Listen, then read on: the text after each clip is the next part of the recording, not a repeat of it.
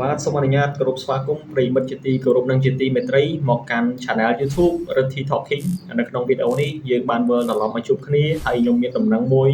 ដែលល្អមែនទែនហើយដំណឹងហ្នឹង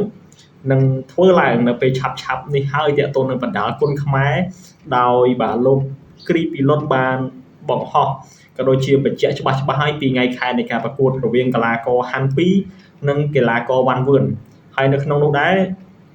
ក៏មានកីឡាករ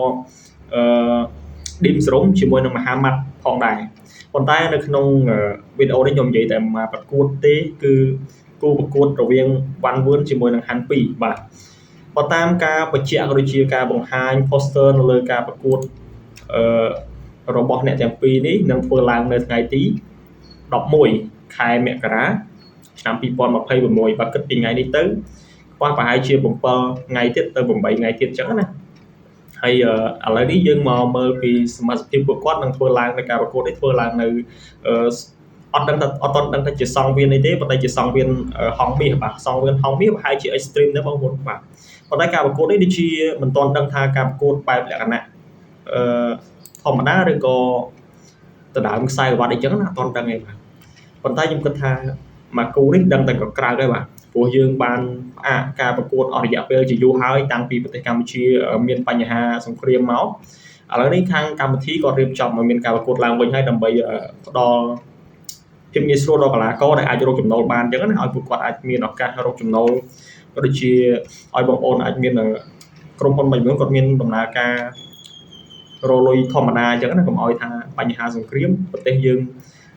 មួយចំនួនគាត់រកលុយអត់បាន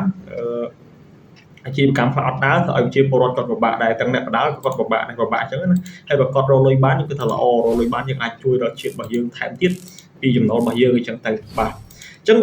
ឥឡូវនេះយើងបដោតទៅលើការប្រកួតរបស់គាត់រវាងហាន់ពីនិងវ៉ាន់វឿនបើតាមបងប្អូនវិភាគមើលបាទហាន់ពីខ្ញុំគិតថាអានេះតាមមតិខ្ញុំណាបងប្អូនបាទខ្ញុំសូមទោសចំពោះរូបភាពព្រោះខ្ញុំអត់សូវបង្ហាញបានច្រើនទេខ្ញុំខ្លាចជាប់ copyright ហើយខ្ញុំអត់ចង់កាត់តឲ្យច្រើនទេវាចំណាយពេលយូរហើយដល់ពេលយើងចំណាយពេលយូរទៅចាប់ copyright ទៀតបងប្អូនអញ្ចឹងខ្ញុំពិបាកខ្ញុំបង្ហាញតែមួយទេរូប thumbnail ហ្នឹងការប្រកួតរបស់អ្នកទាំងពីរខ្ញុំហ៊ាននិយាយអានេះតាមការគិតរបស់ខ្ញុំគិតថា 80% ហាន់ពីនឹងឈ្នះវ៉ាន់វឿនបាទឈ្នះកីឡាករវ៉ាន់វឿនហ្នឹងណាព្រោះទី1ខ្ញុំគិតថាហាន់ពីគាត់បាទសន្ទុះនៃការវាយរបស់គាត់មិនសូវជាធ្ងន់ទេបាទលឿនប៉ុន្តែមិនសូវជាធ្ងន់ទេហើយប្រភេទមិនសូវជាធ្ងន់របស់គាត់ហ្នឹងធៀបមួយកីឡាករវ៉ាន់វឿនគឺប្រហាក់ប្រហែលគ្នានឹងឯងបាទប៉ុន្តែគាត់រៀងធន់ជាងបាទធន់ណាមានន័យថាគាត់អាចទប់នឹងការប្រកួតនឹងបានយូរទោះបីជាដៃគូរបស់គាត់ខ្លាំងយ៉ាងណាក៏ដោយហើយមួយទៀតហាន់ពីនេះគាត់នៅក្មេងប៉ុន្តែគាត់សមត្ថភាពការប្រកួតរបស់គាត់ទាំងបច្ចេកទេសទាំងល្បិចនៃការប្រកួតនឹងមានច្រើនដោយការប្រកួតមួយកីឡាករពេជ្រអាទិទេពបងប្អូនបានដឹងហើយពីមុនមកបាទពេជ្រអាទិទេពគាត់ចិត្តតែចង់សងសឹកណាប៉ុន្តែប៉ះហាន់ពីច្រើនតែធ្វើឲ្យបងប្អូនភ្ញាក់ផ្អើលនៅពេលដែលគាត់ប៉ះគ្នាឥឡូវនេះយើងនិយាយពីកីឡាករវ៉ាន់វឿនគាត់អាចនិយាយបានថាគាត់អាវុធគាត់មិនសូវធ្ងន់ទេបាទមិនសូវធ្ងន់ប៉ុន្តែគាត់បើរៀងទន់មានន័យថាកីឡាករវ៉ាន់វឿនគាត់រៀងទន់ដែរបងប្អូនណាគាត់អត់សូវជាស៊ូបានច្រើនទឹកទេហើយណាមួយជើងក្រោមរបស់គាត់ក៏រៀងស្ទើរហើយការប្រកួតរបស់គាត់បើនិយាយមកទៅកីឡាករវ៉ាន់វឿននេះគាត់ជាសេរីកីឡាករដែលមានបទពិសោធន៍ក្រៅដែរនៅក្នុងគុណខ្មែរអាចនិយាយថាហាន់ពីនិងវ៉ាន់វឿនគឺវ៉ាន់វឿនគាត់សិស្សច្បងហើយព្រោះគាត់វាយដល់វិណាវិន័យមកហើយខ្សែក្រវ៉ាត់ក៏ច្រើនដែរប៉ុន្តែមួយរយៈក្រោយនេះកីឡាករក្មេងៗចំនួនក្រោយគាត់មកគាត់បើប្រមូលបច្ចេកទេសប្រមូលអាគៀងគោផលប្រយោជន៍នៃការវឹកហាត់ក៏ដូចជាផលប្រយោជន៍នៃបទពិសោធន៍ហ្នឹងចាស់គាត់ពីមុនគាត់បរៀនដូចថាកីឡាករខ្មែរពីមុនគាត់ប្រហាត់គាត់បង្ហាញច្រើនទៅពួកគាត់ក្មេងៗមកក្រោយនេះគាត់អាចចាប់បានលឿនហើយការប្រកួតរបស់គាត់ចេញមកមួយធ្វើឲ្យអ្នកទេសនាដូចជាខ្ញុំឯងមើលទៅឃើញថាអូគាត់កុំលេងសើចបាទពួកគាត់មកក្រោយប៉ុន្តែគាត់អាចវាយបំបាក់សេរីចាស់ឬក៏អ្នកខ្លាំងចំនួនមុនដូចជាកីឡាករវ៉ាន់វឿននេះបាទអញ្ចឹងសម្រាប់ខ្ញុំគិតថា